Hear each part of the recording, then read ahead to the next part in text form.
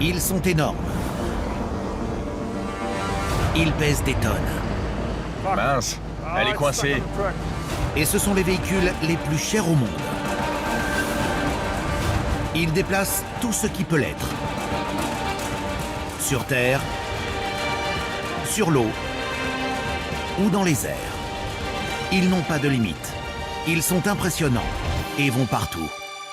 On les appelle les mégatransports.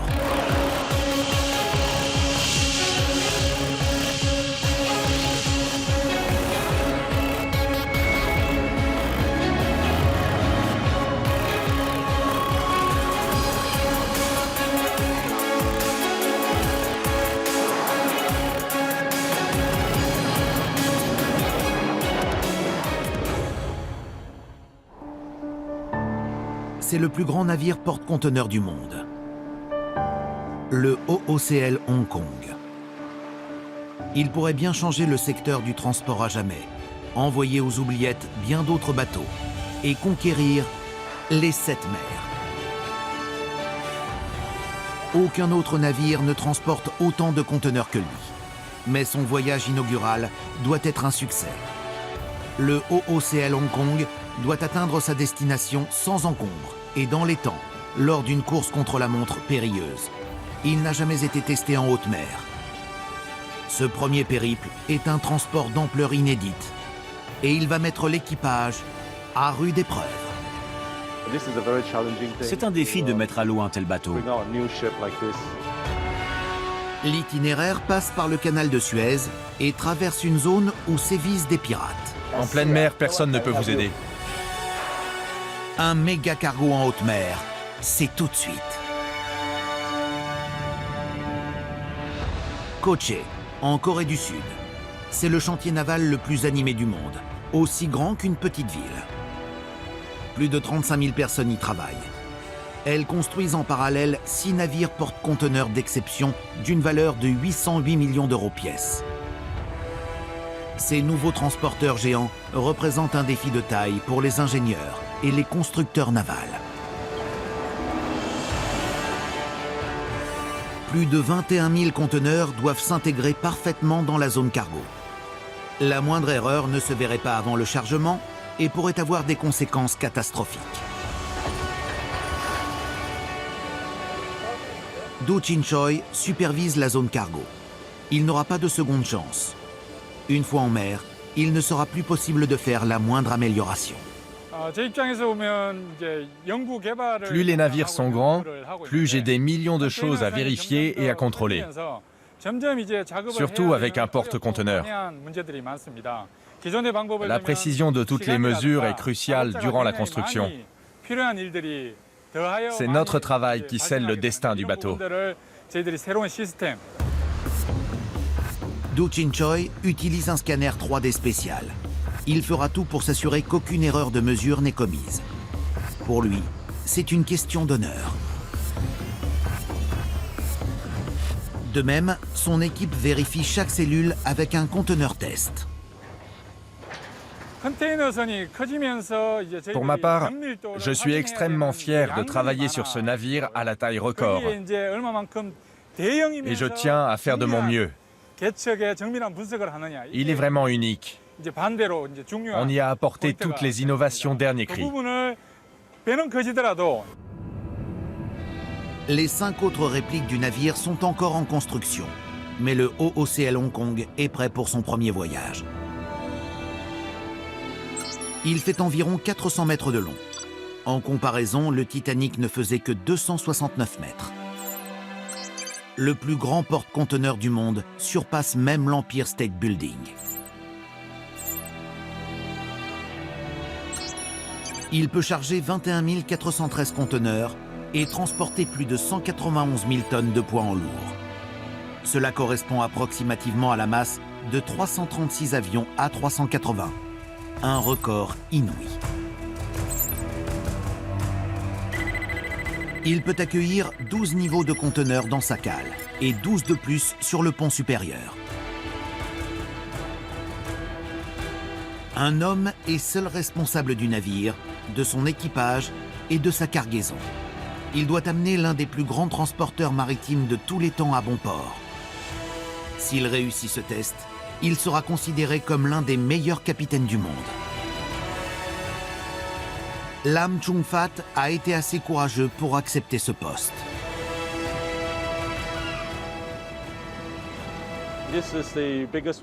C'est le plus grand que j'ai jamais commandé. Le dernier ne faisait que 13 000 EVP. C'est un sacré bond. Pour être honnête, c'est un poste très stressant. Et même si vous ne me voyez pas courir partout, c'est l'effervescence à bord. Le moteur doit tourner parfaitement, la cargaison rester en bon état, et on doit respecter les délais. C'est très stressant, mais il faut prendre le temps de se relaxer. Et ce que j'adore faire, c'est venir ici pour profiter de la vue et de la brise sur mon visage, et aussi dans mes cheveux. Une dernière inspiration et le OOCL Hong Kong partira pour son voyage inaugural. À bord avec le capitaine se trouve son grand ami Lim Keng-ok, le second. Son rôle est de s'assurer que l'équipage fait son travail dès le départ, et ce, sur un navire que personne ne connaît. C'est trépidant parce qu'on vient de quitter le chantier naval. Donc on doit les rendre opérationnels. On doit continuer la formation et il y a beaucoup de travail. La première tâche de l'officier et de son équipe, lever l'ancre. Sur les petits bateaux, ce n'est pas un problème. Mais sur le plus grand porte-conteneur du monde, c'est tout un travail.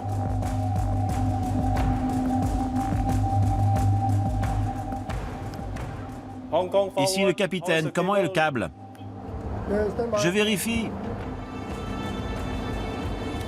Le poids de l'ancre et son câble permettent au navire de ne pas dériver ni chavirer. Il y a une ancre de chaque côté de la proue du bateau. Ok, à vous. Bien reçu, second. Remontez l'ancre.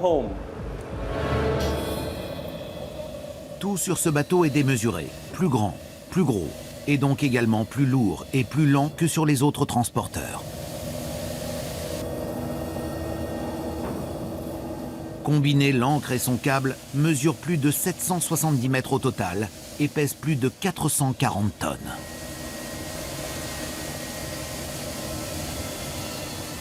Lim Keng-ok et son équipe doivent avant tout travailler prudemment, mais aussi le plus vite possible.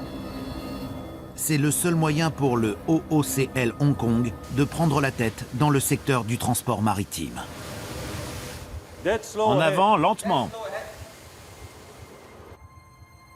Le voyage inaugural du transporteur durera environ 30 jours. Première destination, Shanghai, le plus grand port du monde.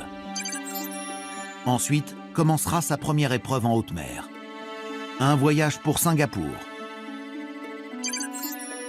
Là, le OOCL Hong Kong chargera sa cargaison finale. Direction, le canal de Suez.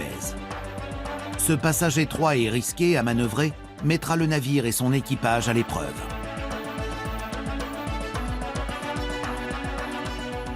C'est à Rotterdam, le plus grand port d'Europe, que s'achèvera ce premier voyage. Yangshan, le port en eau profonde de Shanghai, est le premier arrêt du transporteur. 13 millions de conteneurs y sont chargés chaque année.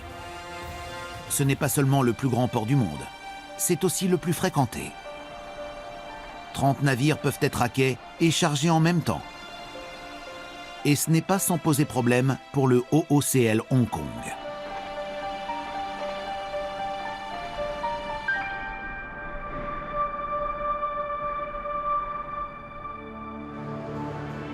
À 2 heures du port, le capitaine Lam Chung-fat est tendu. Pas étonnant, c'est sa première manœuvre d'accostage avec ce navire gigantesque. Il a demandé l'aide d'un pilote local. Le bateau pilote approche. Échelle tribord 4 mètres au-dessus de l'eau. Le pilote doit amener son petit bateau le long du géant et sauter sur une échelle de corde au bon moment. Le bateau pilote peut tanguer violemment et c'est très risqué pour le pilote. D'ailleurs, l'étape la plus périlleuse de son travail est de monter sur le bateau. En effet, des accidents mortels se sont déjà produits par mauvais temps quand la mer est agitée. Des pilotes sont tombés de l'échelle, se sont noyés ou ont été écrasés entre deux bateaux.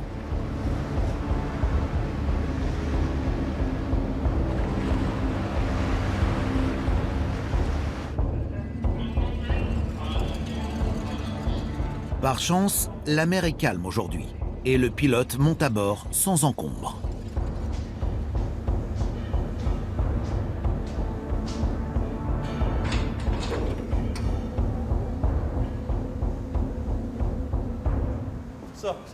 Bonjour. C'est le premier accostage de ce navire, n'est-ce pas? Oui, Tout le monde au port est déjà très impatient. Dès que le pilote est à bord, il devient un membre d'équipage et a le même rang que le capitaine. À partir de maintenant, il donne les ordres. Avec l'aide de remorqueurs, il manœuvre le transporteur dans le port. Numéro 2, poussez doucement. ok, très doucement. Le OOCL Hong Kong est aussi un défi de taille pour le pilote. Le capitaine Lam Chang-fat doit lui faire une confiance aveugle. Ici, je comprends encore un peu de chinois, mais dans certains ports, je ne comprends rien. Numéro 1, accélérez. Je pousse. Le capitaine connaît toutes les mers. Le pilote ne connaît que ce port, mais comme sa poche. Profondeur de l'eau, bancs de sable et autres dangers. Mais il ne connaît pas le OOCL Hong Kong. Et la manœuvre d'accostage est difficile. L'accostage se fait entre deux porte-conteneurs. La place de parking est étroite, très étroite. En théorie, la manœuvre est très simple. 3 remorqueurs poussent le méga transporteur lentement et prudemment vers le quai.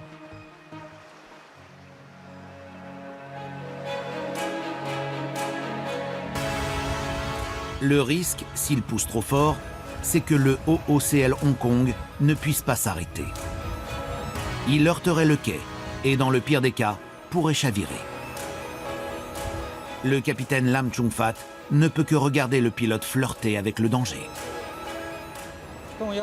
Numéro 1, stop. Je m'arrête. Numéro 2, poussez doucement. Le vent est fort. En attente. Numéro 1, stop. Prêt à relâcher?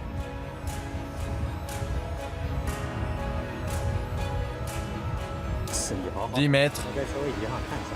Stoppez la proue.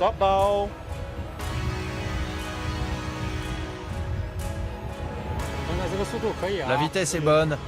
Pas trop vite. Continuez doucement.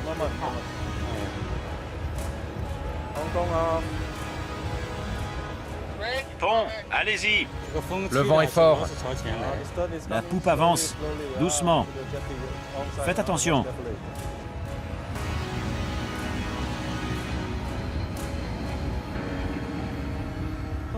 Numéro 2, stop. Numéro 2, stop. La manœuvre d'accostage est terminée. D'ordinaire réservé, le capitaine Lam Chang-fat exprime son soulagement. C'était parfait. Tout doucement. Premier accostage maîtrisé. Tout doux, pas très vite. La sécurité avant tout. Le méga transporteur va charger plus de 4000 conteneurs ici, à Shanghai, parmi lesquels des cargaisons très sensibles, comme des produits surgelés et des matériaux dangereux. Les grues soulèvent le panneau des cellules cargo. Le OOCL Hong Kong révèle alors toute sa démesure.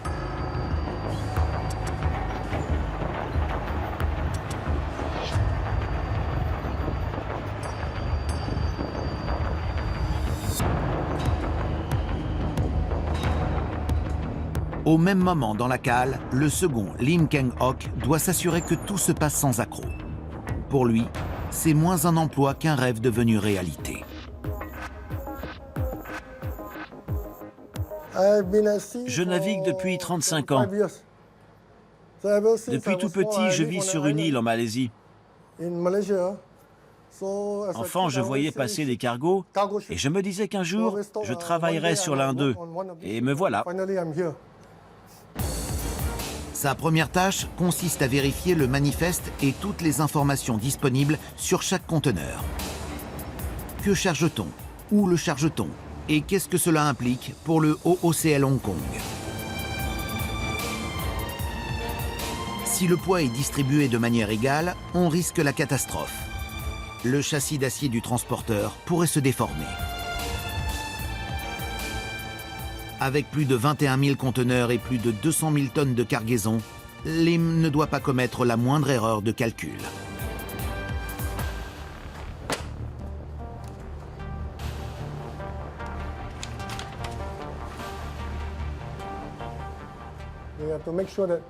On doit s'assurer que tout est chargé selon le plan. Les différentes couleurs indiquent les ports de déchargement. On va à Gdansk, Felixstowe, Rotterdam et en Allemagne. C'est un travail dantesque et difficile.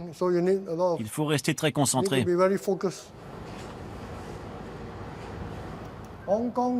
Appel au second lieutenant, ici le second. Oui, second, je vous écoute. Le plan de chargement est prêt, vous pouvez venir au bureau. À vous. Lim Keng Hock doit non seulement s'assurer que les conteneurs sont chargés au bon endroit, mais aussi dans le bon ordre.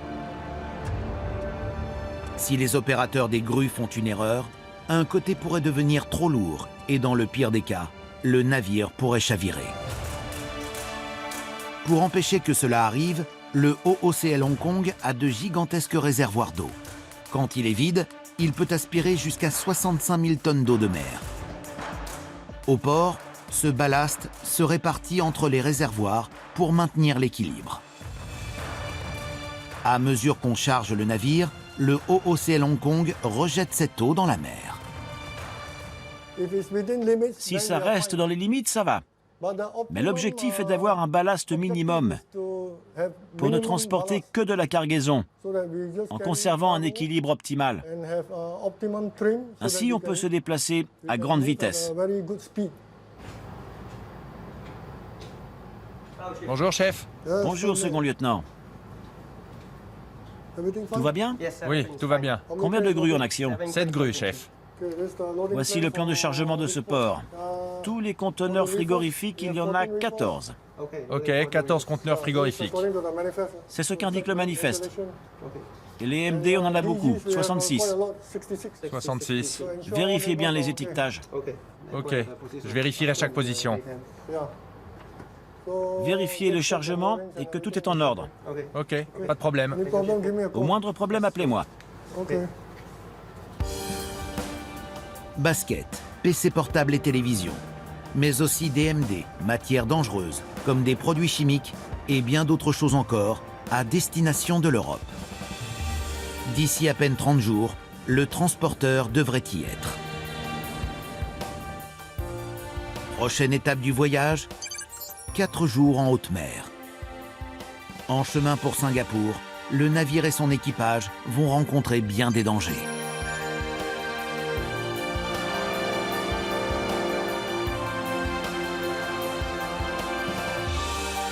La cargaison doit arriver en Europe le plus vite possible. L'énorme opération de transport ne sera rentable que si le OOCL Hong Kong respecte les délais. Mais ce navire vaut plus que les profits et l'argent, plus qu'une prouesse d'ingénierie et de technologie. Ce navire provoque l'émotion, du moins chez le second, Lim Keng Hock.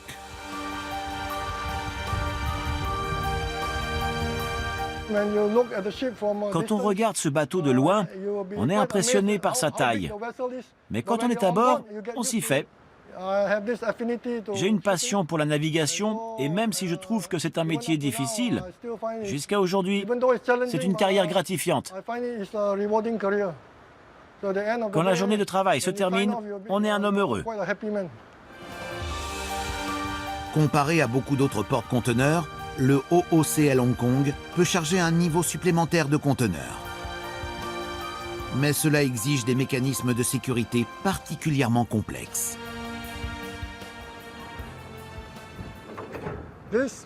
Voici un twist lock semi-automatique. On l'utilise pour arrimer les conteneurs du pont ensemble. On peut en empiler 12 sur le pont. On a donc 4 pièces comme celle-ci, arrimées aux 4 coins du conteneur. C'est lourd. On en a 24 000 à bord. Vous pouvez donc imaginer le nombre de conteneurs qu'on peut charger sur le pont. Il se fixe automatiquement au chargement. Mais durant le chargement, on doit tous les ouvrir manuellement. Et là, on a les ridoirs. Ces étais fixent les conteneurs au pont d'amarrage et entre eux. Chaque jour, l'équipage vérifie qu'ils sont bien serrés. Une tempête ou de grosses vagues peuvent les desserrer ou même les arracher du navire. L'équipement d'amarrage et la technologie associée coûtent plus de 850 000 €.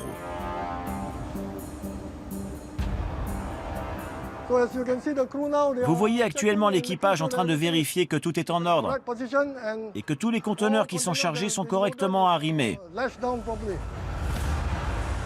Une partie de la cargaison nécessite une attention toute particulière. Ingénieur frigoriste, ici le second. Oui, second. On va vérifier les conteneurs frigorifiques. Ok, bien reçu. 2 fois par jour, les électriciens vérifient les conteneurs frigorifiques. Toujours par 2, car aucun travail ne doit être effectué seul. Le risque est trop grand qu'un membre d'équipage tombe ou passe par-dessus bord. Auquel cas, il pourrait se passer des heures avant que l'accident ne soit remarqué. Ces conteneurs frigorifiques transportent des aliments précieux. Ils fonctionnent comme un réfrigérateur. Ils sont complètement isolés et ont leur propre unité de refroidissement connectée au générateur du navire. Les électriciens doivent vérifier chaque conteneur et sa température.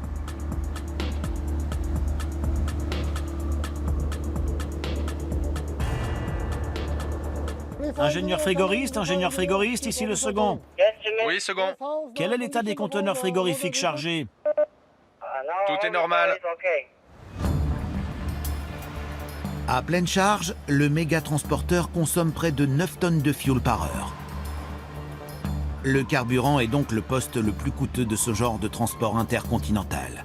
Il doit cependant rester rentable pour la compagnie de navigation.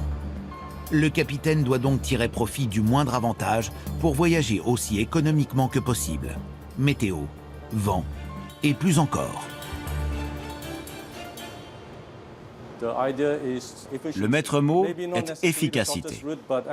On ne prend pas forcément l'itinéraire le plus court, mais on profite des courants pour prendre plus de vitesse. Et bien sûr, le but final est de limiter la consommation de carburant et les coûts. Au même moment, dans la salle des moteurs, le bloc moteur fait 9 étages de haut et développe plus de 100 000 chevaux de puissance. C'est l'un des plus gros et des plus puissants moteurs diesel du monde.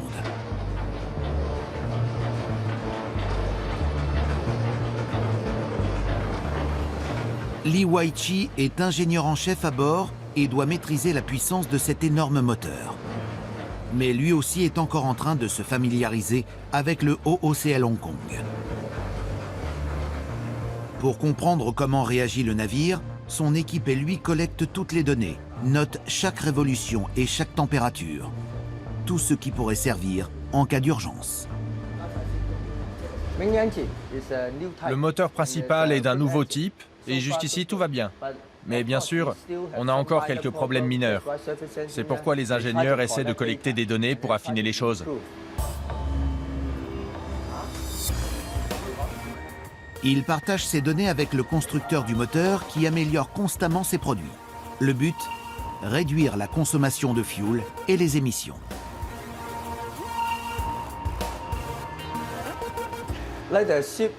Que le bateau soit grand ou petit, je fais de mon mieux. Je suis heureux parce que je suis écolo aussi. La nuit avant l'arrivée du OOCL Hong Kong à Singapour. Une nuit critique. Une zone de piraterie s'étend entre l'équipage et le port.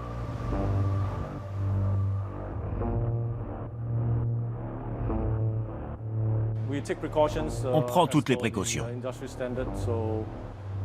C'est risqué. L'équipage suit le plan d'urgence dans de telles situations. D'ordinaire, il n'y a pas d'armes à bord. Les hommes ne peuvent tirer sur leur agresseur qu'avec des canons à eau ou s'enfermer en sécurité. N'oubliez pas, s'il y a le moindre souci, sonnez l'alarme et on viendra. Et aussi, ne laissez aucune porte ouverte, même pour 5 minutes si vous devez revenir. Non, interdit. Vous devez la verrouiller. Inutile de le dire à voix haute. Le plus gros porte-conteneur du monde est une cible attirante pour les pirates lors de son voyage inaugural. La rançon pour le capitaine serait alléchante.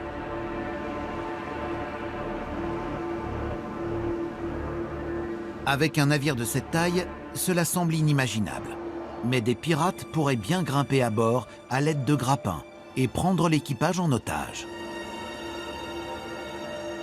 5 heures dans la zone de danger.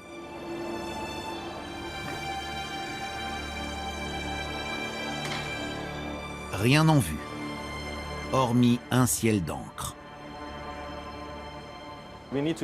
On doit baisser les lumières au maximum pour avoir la meilleure visibilité possible vers l'extérieur. On éteint les lumières et on ne garde qu'une lumière rouge qui facilite la vision de nuit.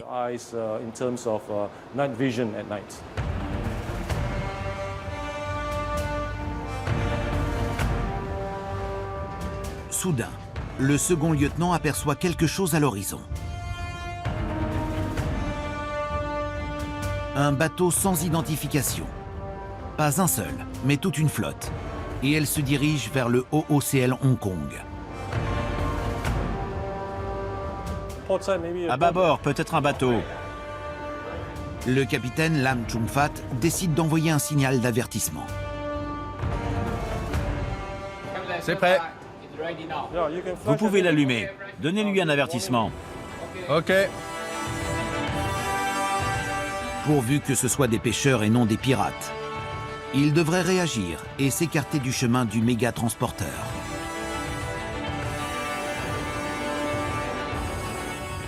Il envoie le signal. Oui, merci. En effet, ce ne sont que quelques bateaux de pêcheurs qui se sont égarés.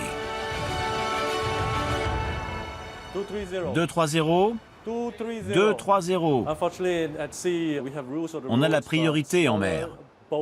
Mais malheureusement, les petits bateaux ne suivent pas vraiment la règle. Quand on en voit un en approche, on ne peut pas attendre qu'il réagisse. La zone de danger est derrière eux.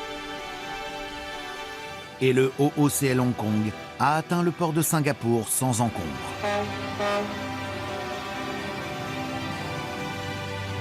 C'est le dernier port avant la traversée de 2 semaines d'une traite vers l'Europe. Il est temps pour le méga transporteur de faire un plein de fioul à 1 million d'euros et de charger encore des conteneurs.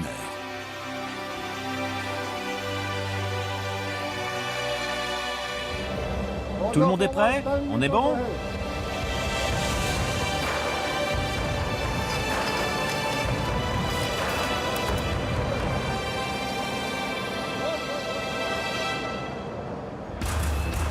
Le défi de cette étape.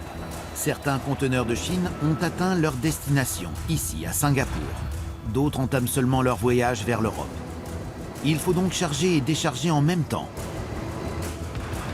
Les méga-transporteurs comme le OOCL Hong Kong ont besoin de ports adaptés pouvant décharger quantité de conteneurs à très grande vitesse.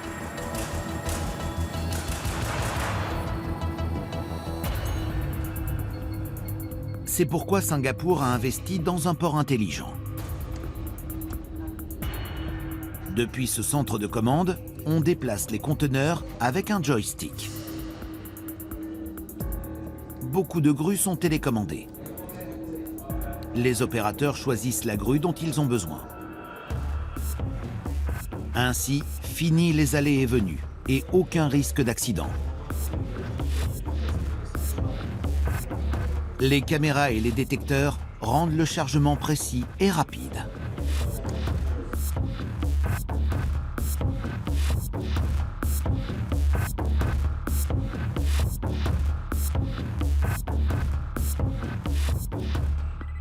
Le OOCL Hong Kong est maintenant entièrement chargé et en route vers l'Europe.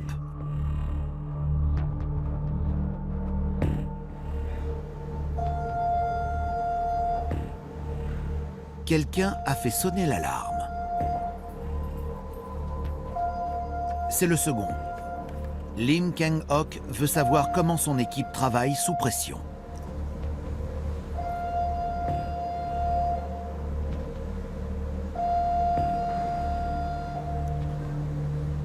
Escadron d'urgence pour l'escadron de commande. Escadron d'urgence, ici l'escadron de commande, je vous écoute. Quelle est la nature de l'urgence? À vous? Bien reçu. Il y a un feu porte 3-0, rangée 08, près des niveaux supérieurs. À vous. Bien reçu. Feu porte 3-0. Ok. Allez-y. 2 hommes. Aidez-les. En quelques secondes, l'équipe doit être parée à l'action.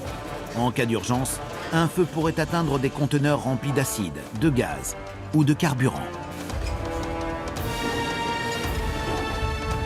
L'exercice n'a qu'un seul but. L'équipage doit savoir circuler sur le bateau les yeux fermés, surtout en situation extrême. Ils doivent connaître les chemins les plus courts et surmonter leur peur du vide en cas d'urgence. Pour éteindre un feu, l'équipe doit grimper à une hauteur de près de 20 mètres, sans être assurée, à pleine vitesse et par grand vent.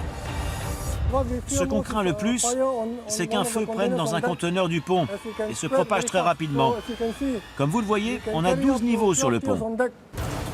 Leur plus grand défi, tirer les lourds tuyaux à incendie jusqu'à des hauteurs vertigineuses.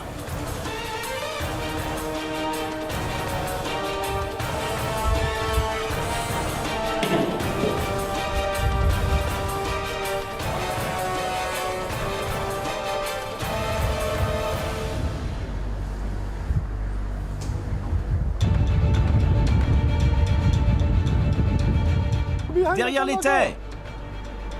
Passez derrière les quais!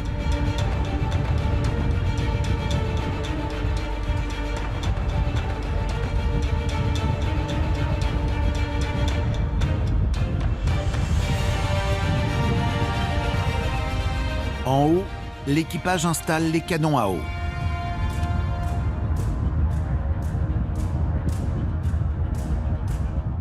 Canon B-31 en attente! Le OOCL Hong Kong peut pomper l'eau de mer jusqu'à une hauteur de 36 mètres. L'équipage ne sait pas exactement ce qu'il y a dans les conteneurs. C'est un vrai problème. J'ai entendu parler d'incendies qui ont duré 3 jours. C'est épuisant de combattre de tels feux. Il faut donc l'équipement adéquat et une bonne équipe pour le manier. Sous les conteneurs, l'ingénieur en chef Li Weiqi se prépare pour l'urgence. Pour un marin, un incendie est ce qu'il y a de pire. Une fois qu'il prend, personne ne peut vous aider. Si la cargaison en cale prend feu, l'équipage ne peut pas l'éteindre avec de l'eau. Li Weiqi devrait évacuer toutes les salles et les noyer sous le contenu de 800 bonbonnes de CO2 pour étouffer les flammes. Ce faisant, il paralyserait le bateau tout entier.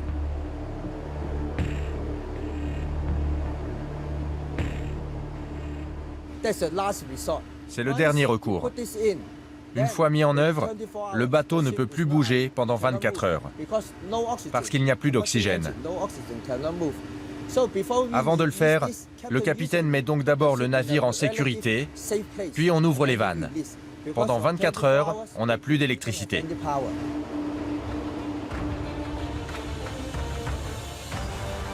De retour sur le pont. Canon 31 ouvert! Visez au centre! Visez au centre! 29, vous êtes prêts? Tuyau prêt.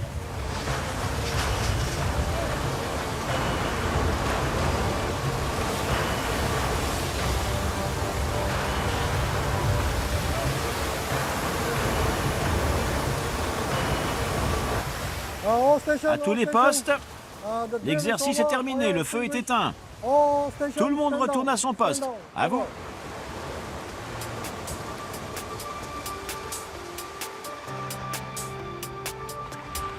Après cet exercice réussi, le méga-transporteur reprend sa route. 2 itinéraires mènent en Europe. Le plus long contourne l'Afrique et le plus court passe par le canal de Suez. Cet itinéraire fait gagner beaucoup de temps et de carburant, mais le passage de ce canal étroit est périlleux. Surtout pour le plus gros porte-conteneurs du monde. Depuis 150 ans, le canal de Suez est l'une des voies maritimes les plus importantes du monde. Mais les cargos ne cessent de grandir, de s'élargir, et leur tirant d'eau est de plus en plus profond. Le canal doit donc s'agrandir aussi. Sa profondeur surtout est cruciale. Une nouvelle section du canal est ouverte depuis 2015. Néanmoins, le passage reste l'un des plus difficiles à manœuvrer en navigation. Mais si l'on veut rester compétitif en matière de fret, il faut affronter le canal. Le OOCL Hong Kong ne fait pas exception.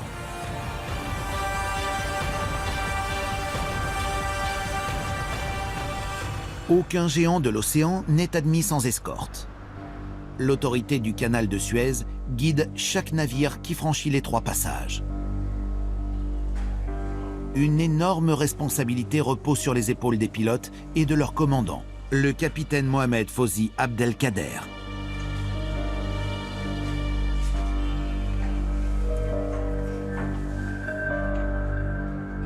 Le passage dans ce chat d'aiguille dure 193 km.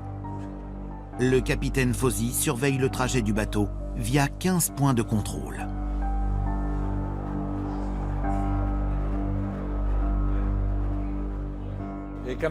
On attend combien de navires aujourd'hui? 45 navires, 20 entrant par le sud à Suez et 25 venant de Port Saïd, avec un tonnage total de 2 527 000 tonnes. La compagnie maritime paye des droits élevés pour le passage de leurs navires en fonction de leur poids. Le passage de l'OOCL Hong Kong coûte environ 850 000 €. Le canal de Suez est le pilier de l'économie égyptienne. Et on fait tout ce qu'on peut pour inciter un maximum de navires à l'emprunter. Un accident serait une catastrophe, non seulement pour le voyage inaugural de l'OOCL Hong Kong, mais aussi pour le canal et donc pour l'économie égyptienne. Ce passage doit absolument être réussi. La navigation dans le canal de Suez est très délicate et difficile. C'est très dur et ça requiert une grande expérience de guider les navires, surtout les porte-conteneurs. Les facteurs climatiques, comme les tempêtes de sable, représentent un grand défi pour les pilotes. Elles gênent leur vision et ils n'arrivent plus à voir les bords du canal. Un simple coup d'œil sous la surface de l'eau suffit à voir que le canal est assez profond pour les géants comme le OOCL Hong Kong, mais seulement au milieu. Le pilote n'a que quelques mètres de marge à gauche et à droite.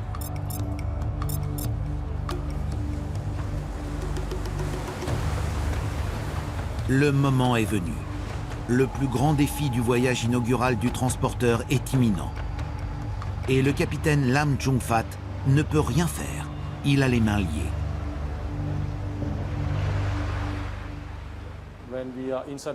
Une fois à l'intérieur du canal, c'est l'une de nos inquiétudes. Le canal est étroit et peu profond. Il n'y a pas beaucoup de marge d'erreur. J'espère qu'ils ont de bons pilotes ici. En fait, les 300 pilotes du canal de Suez sont parmi les meilleurs du monde. Avant d'être autorisé à piloter un méga-transporteur, un pilote doit s'être entraîné pendant 15 ans. Les pilotes exercent leur esprit et leur agilité à l'aide d'un simulateur qui reproduit les navires de toute taille et dans toutes les conditions climatiques et scénarios possibles.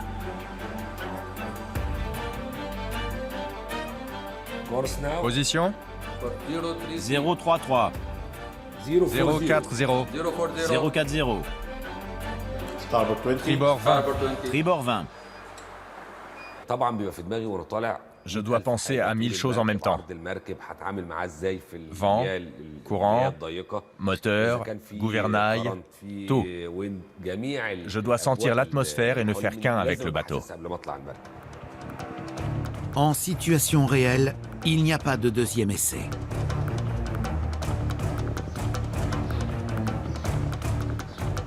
Tandis que les autres s'entraînent, le pilote en chef, Farouk Fouda, rejoint le OOCL Hong Kong pour le guider dans le canal. Il a grandi en Allemagne. Un capitaine a besoin de 4 ou 5 mois sur son navire pour savoir comment il réagit, comment il bouge. Moi, je dois le comprendre en 1 minute, tout de suite. Si je ne vais pas à tribord, qu'est-ce qui se passe? Comment manier le gouvernail? Avec quelle puissance? Il a vu grandir le canal et les navires qui l'empruntent.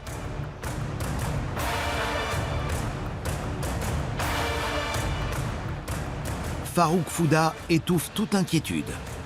Ses plus de 40 années d'expérience professionnelle l'aident à garder la tête froide, à la vue du méga transporteur et de la tâche qui l'attend.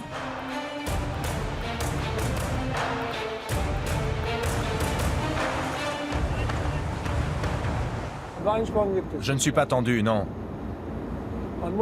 On ne doit pas être tendu, sinon on n'a aucun contrôle sur le bateau. On doit garder des nerfs d'acier. Il va en avoir besoin sur le OOCL Hong Kong. L'abréviation OOCL correspond à Orient Overseas Container Line. Fondée à Hong Kong en 1947, cette compagnie maritime est aujourd'hui l'une des plus grosses du monde. Le nom du navire n'est donc pas une coïncidence. Grâce à lui, la compagnie a l'intention de réécrire l'histoire. Farouk Fouda monte à bord juste à temps. Il prend tout en main. Va-t-il réussir à écrire un nouveau chapitre de l'histoire des routes commerciales entre l'Asie et l'Est de l'Europe? À partir de maintenant, il est aux commandes. Le passage dure environ 11 heures. En moyenne, 49 bateaux traversent le canal chaque jour, groupés en convois. Les pilotes doivent coordonner vitesse et distance entre les navires à la perfection. Sinon, il pourrait y avoir des collisions fatales. Le OOCL Hong Kong est le plus grand navire qui ait jamais emprunté le canal.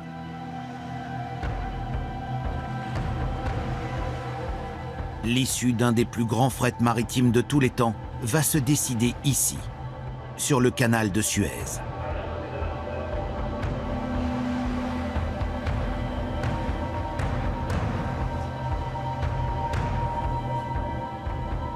Le capitaine Lam Chung Fat doit se contenter d'observer. Ce bateau est bien plus grand que tous les autres, donc je vais prier en silence.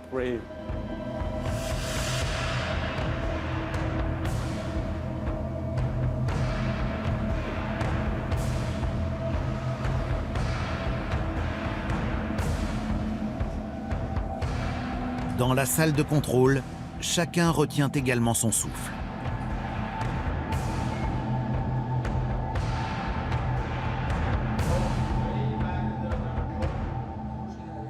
Enfin, le plus grand porte-conteneur du monde quitte les 3 canals. La Méditerranée est en vue.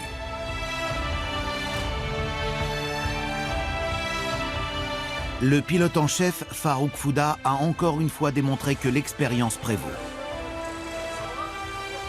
À plus de 70 ans, il a établi un nouveau record et mené le plus grand porte-conteneur du monde à travers le canal.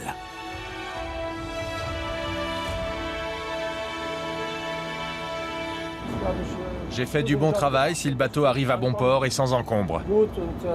C'est agréable. Ça me rend heureux. Le OOCL Hong Kong met le cap sur Rotterdam.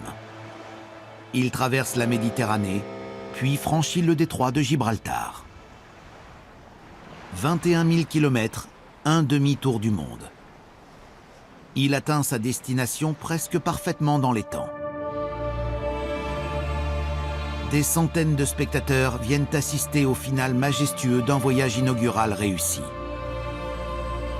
Ils veulent voir de leurs yeux un vrai méga-transporteur. C'est sans doute un de ces moments inoubliables qu'ils pourront raconter à leurs petits-enfants.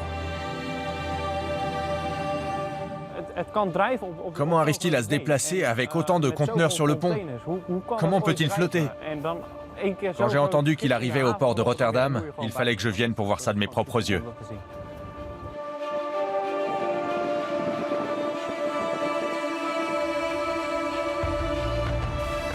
Ce voyage inaugural a exigé beaucoup de l'équipage.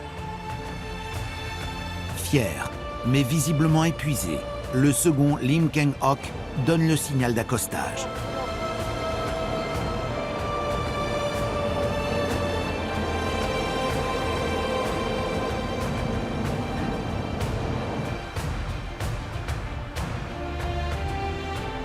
Environ 200 000 tonnes de biens de consommation venus d'Asie ont atteint leur destination en Europe.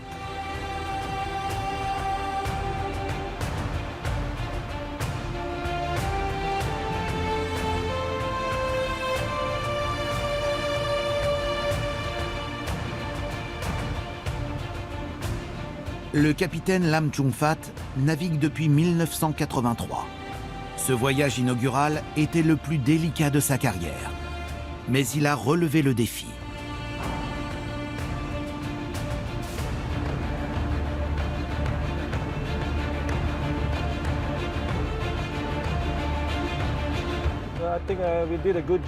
On a fait du bon travail. C'est un gros navire, on transporte des quantités de conteneurs. Il faut aussi remercier toute l'équipe qui est sur le bateau. Je n'imagine pas faire autre chose que ce que j'ai fait ces 30 dernières années. C'est un beau métier. J'en suis très fier. Le capitaine Lam Chung-fat commandera le OOCL Hong Kong pendant encore 6 mois, aux côtés de son ami, le second. Les répliques de l'OOCL Hong Kong navigueront aussi régulièrement entre l'Europe et l'Asie de l'Est. La route commerciale la plus importante du monde, hier, aujourd'hui et demain.